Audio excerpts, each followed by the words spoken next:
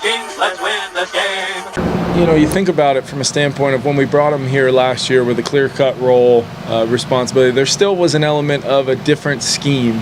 There's some moving parts to the way our defense can kind of be in and out of calls, and jobs are changing. It's different than what he was, really put on the map for us by watching him come off the ball as a rusher in Houston.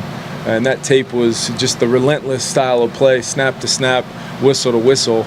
I think now he's comfortable. He knows exactly what our scheme is. I think you're seeing that, across the board with our defense right now. And, I know there's, constant, play-by-play and understanding of what does this all mean early on in practices. But when guys like Jonathan Grenard and guys as talented as some of those guys on that first defense are, they're also locked into a world-class scheme. I've mentioned it before. I'd gladly trade, the tape recorder for the call sheet during some of those call-it periods versus flow on a daily basis. But I think it's great. I think it's great for our whole team. I think it's great for JG and the defense to see a lot of what we've hoped and put in front of those guys come together. And at the same time, I think it's a tremendous challenge for not only our young quarterback, but our whole offense to respond in the moment. And I'd like to see a little more of that, but also the response day to day as we build towards what is over a month away in that first game. And we've got pretty strict standards around here to try to reach on a daily basis to make this the camp that I'm looking for. And I think we're well on our way to doing that. And the sky has not fallen, so all good. You hinted at it a little bit, but how do you judge JJ in the context of that defense? Yeah, what I've loved is just the dialogue after some of the plays. Even as simple as, maybe the defense has made a couple plays here and there, and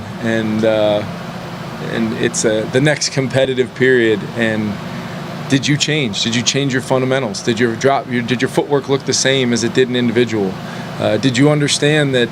In a 2-minute drive when we're right at midfield, potentially throwing the ball back in the middle of the field on a 1st and 10 when you can maybe just use your legs and get 5 or 6, and we ended up hitting a run on the next play and winning the drill by getting in field goal range.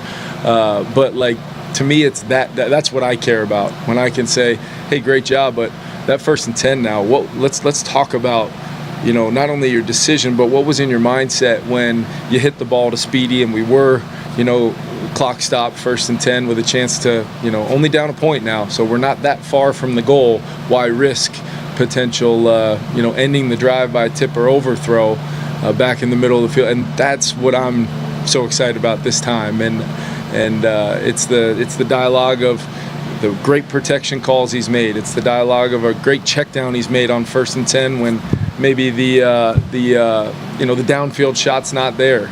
It's those are the things that I've really enjoyed and really seen him grow. But at the same time, he's a competitive sucker now. He wants to win every drill and win every day. And,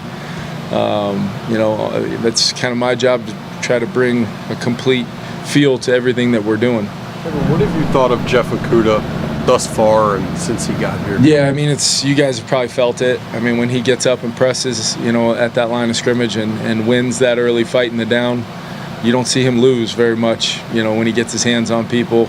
I think I've been probably surprised. I've always, I actually got a chance to spend some time with him many years ago at Ohio State, went for the pro day. A friend of mine, who happens to be the coordinator at the, up in Green Bay now, was the coordinator there. And I got to spend some time with Jeff and just remember thinking to myself, this guy is going to be a top 5 pick. Felt like he was as tall as I was, big, strong, fast. And then he was, and we're very fortunate to have him because we're seeing the best part is I see a clear role for him. Not all corners in our defense play the same spots, play the same roles. So to think that we're going to have him in a role we feel pretty strongly about, it's great to see him take it and run with it early on because I think he's had a phenomenal camp. And I hope, that'd be a good question for Flo. You've probably asked him already, but I know Flo and my dialogue about Jeff has been really positive early on. Flo, what is because JJ is in his first year as a starter, what are the discussions about what the defense is doing at times? Because he's stunting and stuff, and I will say this, in his defense, the run plays are sort of just thud play. The run's not an actual weapon. So like when he comes on the pass, he sort of knows. Like, how do you sort of? Glad you said that, actually, because I didn't see any along the bottom line, like the Jordan Mason 20-yard run from the other day. I didn't see any of those things. But the pass sort of sets up to fail when you're stunting and they're choreographing their celebrations and stuff. So how do you go about that sort of, I don't know, backing them off, but it's important to get your quarterback ready. Listen, the celebrations and all those things, if the offense doesn't like that, there's one way to not allow it to happen. That's a pretty simple one for me.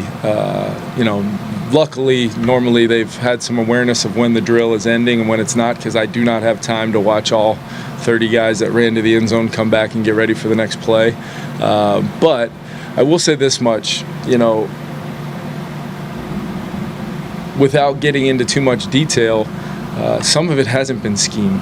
Some of it's been guys like Hargrave, Allen, Grenard, Dallas Turner, flat out winning right now on a pass rush.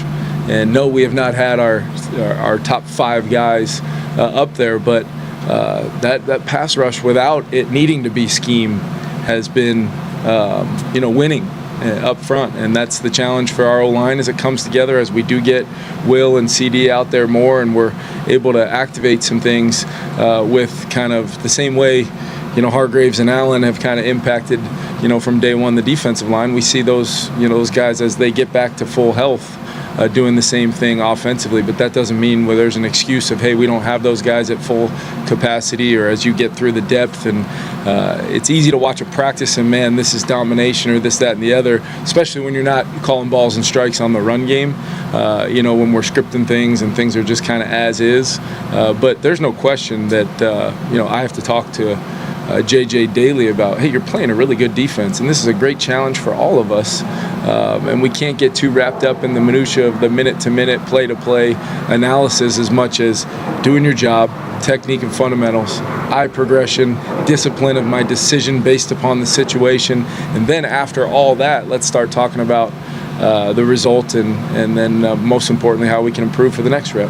When it comes to finding the perfect backup to lead the charge behind a quarterback, every detail matters, and this summer the Minnesota Vikings squad has been weathering some storms in that search. The scene, which initially looked promising with Sam Howell, crumbled faster than a blitz on 3rd and long during training camp.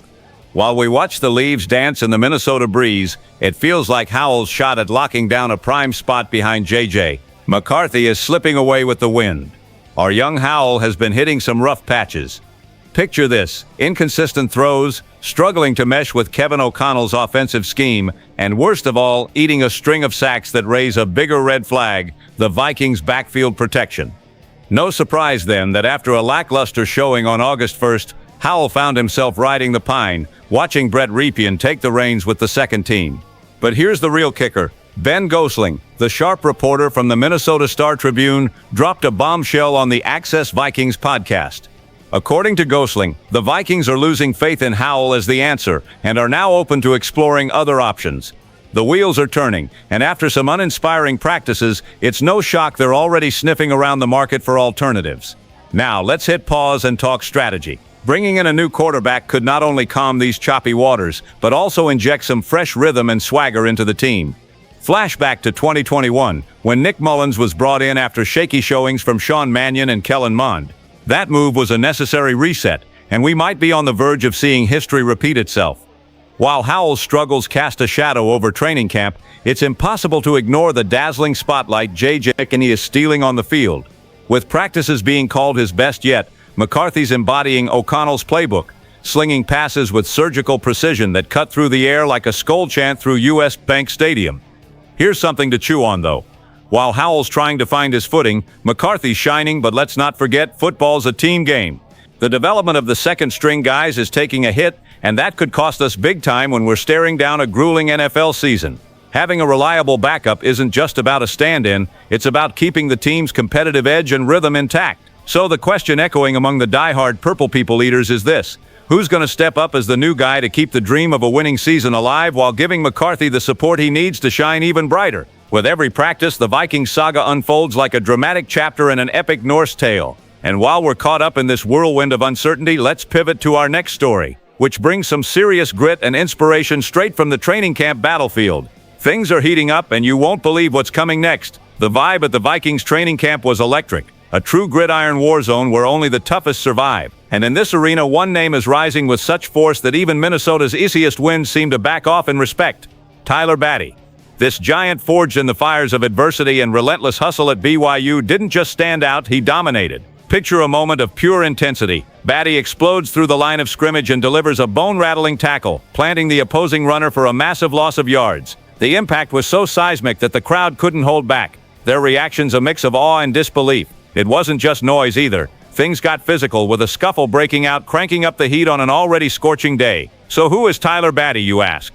This beast, standing 6 feet 6 inches tall and weighing 271 pounds, isn't just a player. He's a game-changing phenomenon who defies the laws of physics. Rocking the Vikings purple and gold, he brings more than just his massive frame. He's got skills destined to flip games upside down. Since entering the NFL as an undrafted free agent, Batty hasn't let that label define him. Instead, he's carved out a reputation as a force to be reckoned with, seizing every chance and leaving a trail of unforgettable plays. His recently signed 3-year, $2,990,000 contract with the Vikings isn't just a nod to his talent, it's a bet on his potential for greatness, and the proof's on the field. Hub's defensive coordinator, Brian Flores, put it, "The Vikings' defense thrives on chaos, and Batty's the maestro conducting this orchestra of pressure and disruption." The defensive scheme can sometimes feel like a complex puzzle, with Batty and the other linebackers playing critical roles, baffling opposing offenses and paving the way for strategic wins. For most, the grind might define their journey, but for players like Tyler Batty, every day is a new arena, every game a fresh battle. With every tackle, every pressure,